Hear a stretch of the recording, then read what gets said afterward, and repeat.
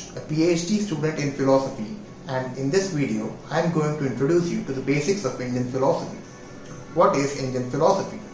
Indian philosophy or Darshana deals with various philosophical thoughts of several traditions which originated in Indian subcontinent, including Hindu philosophy, Jain philosophy and Buddhist philosophy.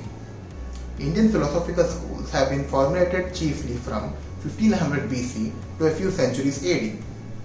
Since there are different systems which are developed in different times, people involved in these systems must have different opinions on an idea or a concept or an event.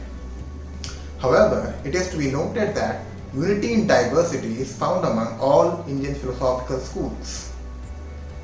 Indian philosophical systems is categorized under heterodox or Nastika and orthodox or Astika schools. Charvaka, Buddhism and Jainism come under heterodox schools. Nyaya, Vaisheshika, Samkhya, Yoga, Mimamsa and Vedanta come under orthodox schools. Let us look at the common features of Indian philosophical systems. One of the common features of Indian philosophical system is spiritual orientation. Inquisitiveness towards the realization of the true nature of self or soul is a very important feature in Indian philosophy. Another common feature is closeness to life. The classics of Indian philosophy, the Gita, Upanishads, and are not dissociated from human life. We can learn many things from these classics. Since we learn from our past, hence our past cannot be overlooked and ignored while performing the present actions. Spiritual dissatisfaction is also one of the common features of Indian philosophy. Although Buddhism and Jainism do not prescribe the spiritual activities as Astikas do, but certainly they aim for an optimistic approach and removal of pessimism. In majority cases, we find them moving toward happiness in life. Liberation is the ultimate end in all of the Indian philosophical schools. Knowledge in Indian philosophy means divine transformation of life and emancipation from worldly miseries. It is a spiritual stage where humans are above the earthly attachments. Ignorance. All human sufferings and cravings are due to bondage, which presupposes the ignorance of an individual. Many people can't even identify their ignorance as ignorance. As a result, they suffer in their life in various ways. Buddhism and Vedanta deal with what are the root causes of our ignorance and how to eradicate them. Practice of yoga for moksha. Practice of yoga helps for removing the psychological and spiritual ignorance of the individual.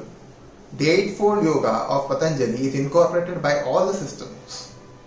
To bring the positive changes in life is the aim of spiritual practice. Psychological basis. From Buddha to Patanjali, Shankara and Ramanuja emphasize the psychological aspects of philosophy. Yogic exercises are prescribed to cure the physical and mental maladies and to concentrate our mind. In Vedanta, the analysis of different stages of human consciousness is found. These are Jagrata or the waking state of human consciousness, Swapna or the state of dreaming, Susupti or dreamless sleep, Turiya or transcendental consciousness. Synthesis of religion and philosophy. The common goal of philosophy and religion are the transformation of human life and emancipation from worldly miseries. The concept of dharma is a debatable topic in both philosophy and religion. Intellectualism. All systems seek truth in their own way without any biases and prejudices. In some occasions, one system repudiates others' theories through rational and logical arguments. Synthetic approach. Indian philosophical systems, while addressing to the individual's development, also deal with social issues of everyone's concern and their impacts on earthly life.